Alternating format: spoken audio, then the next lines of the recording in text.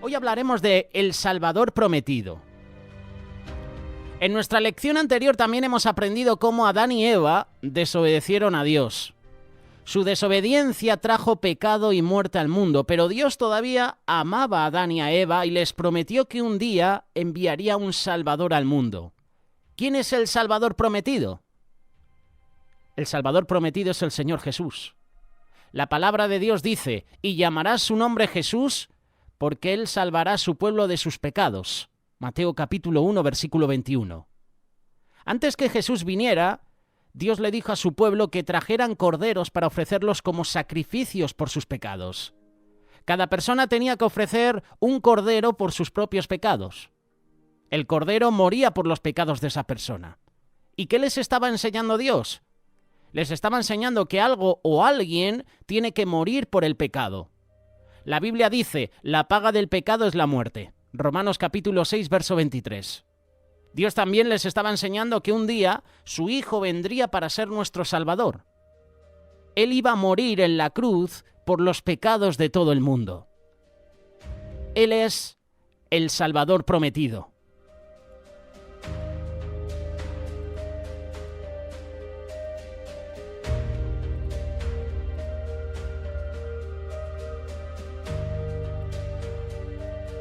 La cosa no termina ahí. Por cientos de años, el pueblo de Dios ofreció corderos por sus pecados como Dios les había mandado. Sabían que algo o alguien tenía que morir por sus pecados. Estaban contentos porque Dios había permitido que los corderos pudieran ser sacrificados por sus pecados. Todo el tiempo estaban esperando el Salvador que Dios había prometido. Ese Salvador sería el Hijo de Dios. Dios envió un ángel a una mujer llamada María, quien era virgen, y le dijo que ella sería la madre del Salvador prometido. El ángel dijo, concebirás en tu vientre y darás a luz un hijo y llamarás su nombre Jesús. Esto lo puedes leer en el Evangelio de Lucas capítulo 1, verso 31. El nombre Jesús significa Salvador. María respondió, ¿cómo será esto? Pues no conozco varón. El ángel respondió, el Espíritu Santo vendrá sobre ti y el poder del Altísimo te cubrirá con su sombra, por lo cual el santo ser que nacerá será llamado Hijo de Dios. Sin tocar físicamente a María, Dios colocó al bebé dentro de ella. Dios le dio a María un esposo llamado José para ayudarla a que cuidara a Jesús. Cuando era niño, Jesús jugaba con sus amigos, ayudaba a sus padres como lo hacían los demás niños. Eso es lo que nos imaginamos. Pero Jesús se diferenció de nosotros en que Él no tuvo pecado en su corazón como lo tenemos nosotros. Jesús nunca pecó. Él siempre obedeció a sus padres, Él siempre obedeció a Dios. Y que no se me olvide,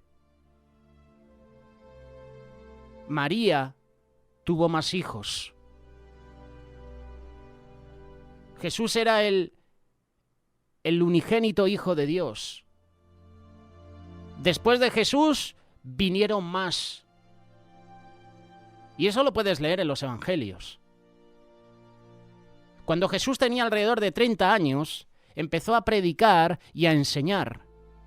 Un día Juan el Bautista vio a Jesús y dijo, «He aquí el Cordero de Dios que quita el pecado del mundo». Juan capítulo 1, versículo 29. Cuando llamó Juan a Jesús el Cordero de Dios, él sabía que un día Jesús iba a morir por los pecados del mundo. Jesús era el único que podía morir por nuestros pecados porque Él era puro, Él era santo, Él nunca pecó. Jesús dijo que Él es el Hijo de Dios. Él mostró que es el Hijo de Dios al hacer cosas que solo Dios puede hacer. Y la Biblia dice que Jesús fue ungido con el Espíritu Santo y con poder, y que anduvo haciendo bienes y sanando a todos los oprimidos por el diablo. Esto lo puedes leer en el libro de Hechos, capítulo 10, verso 38. En una ocasión Jesús estaba con sus discípulos en una barca. Estando allí se durmió y mientras dormía se desató una gran tormenta. Las olas eran tan grandes que los discípulos pensaban que la barca se hundiría. Entonces los discípulos despertaron a Jesús diciendo, «Señor, sálvanos que no perecemos, que vamos a morir, Jesús, ayúdanos». Y Jesús habló al viento y a las olas diciendo: «Calla, enmudece». El viento y las olas se calmaron.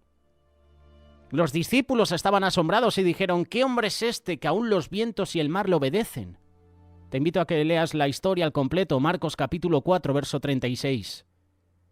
Jesús tenía poder sobre Satanás y sus espíritus malignos. Él hizo que los espíritus salieran de las personas. Él salvó a los enfermos, hizo que los ciegos vieran, los sordos escucharan, los cojos caminaran. El Señor Jesús incluso levantó a personas de la muerte.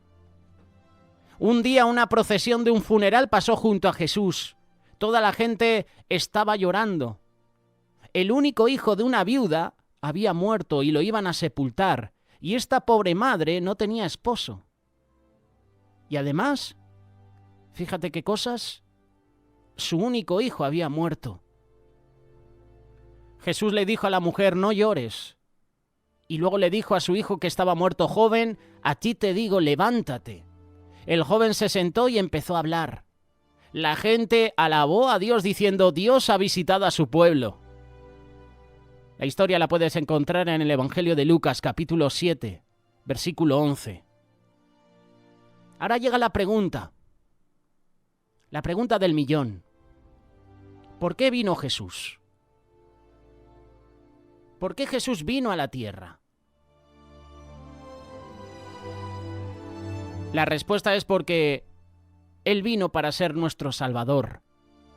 Él no vino a este mundo solo para sanar a los enfermos y hacer grandes milagros. Él vino para morir en la cruz por nuestros pecados. Este fue el evento más triste de la historia de la humanidad y a la vez el más maravilloso que jamás haya ocurrido en este mundo. En ese día Jesús sufrió y murió por nuestros pecados. Murió por las cosas malas que nosotros hemos pensado, dicho y hecho. Satanás incitó a hombres malvados a hacer un complot en contra de Jesús para matarlo. Ataron a Jesús con cuerdas, lo llevaron ante Pilato, sobornaron al pueblo, lo compraron prácticamente, también a los jueces. Fue un juicio injusto, como los que estamos teniendo hoy aquí, en nuestras naciones, en los diferentes países.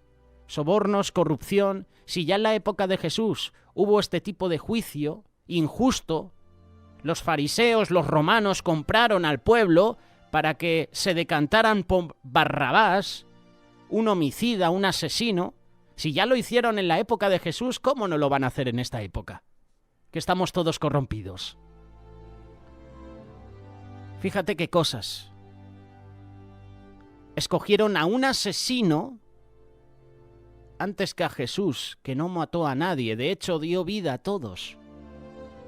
Él hizo milagros y aún así la gente lo desechó. A lo suyo vino, mas los suyos no le recibieron. Vino al pueblo judío y los judíos le rechazaron. Entonces la gracia y la misericordia de Dios se extiende a los gentiles. Esa gracia, esa misericordia nos llega a nosotros. Qué triste, ¿verdad? Un juicio injusto a Jesús le mató. Dijeron mentiras en contra de Jesús. Le acusaron de muchas cosas malas. Y aún así prefirieron soltar a un asesino. Soltaron a Barrabás. Y muchas veces nosotros escogemos a Barrabás antes que a Jesús. Barrabás simboliza el mundo. Barrabás simboliza el pecado. Muchas veces nos quedamos con Barrabás antes que con Jesús. Y cuando tú escoges a Barrabás antes que a Jesús, le estás crucificando, le estás matando. Aunque Él ya no va a morir otra vez por nuestros pecados, pero cuando tú y yo escogemos a Barrabás, estamos desechando a Jesús. Pilato mandó a sus soldados que sacaran a Jesús y lo azotaran. Le quitaron su túnica. Fue azotado con un látigo de cuero. Hombres malvados se turnaron para golpearlo en la cara. Algunos incluso le escupieron en la cara y se burlaron de él. Seguramente estos soldados a que no lo hacían con Barrabás, ¿verdad? No lo hacían con otros presos que fueron asesinos, que robaron, que maltrataron, que hicieron incluso guerrillas, que intentaron revolucionar al pueblo. Seguramente los soldados con ellos no hicieron nada, lo hicieron con Jesús. Luego hicieron una corona para Jesús, no una de oro, una corona de espinas. Llevaron a Jesús a un lugar llamado el Calvario y allí lo crucificaron. Sus manos y sus pies fueron clavados en la cruz. 2 ladrones fueron crucificados al mismo tiempo, uno a cada lado de Jesús. A estos 2 hombres los estaban ejecutando porque habían hecho muchas cosas malas, pero Jesús nunca había hecho nada malo. Jesús estaba muriendo por nuestros pecados.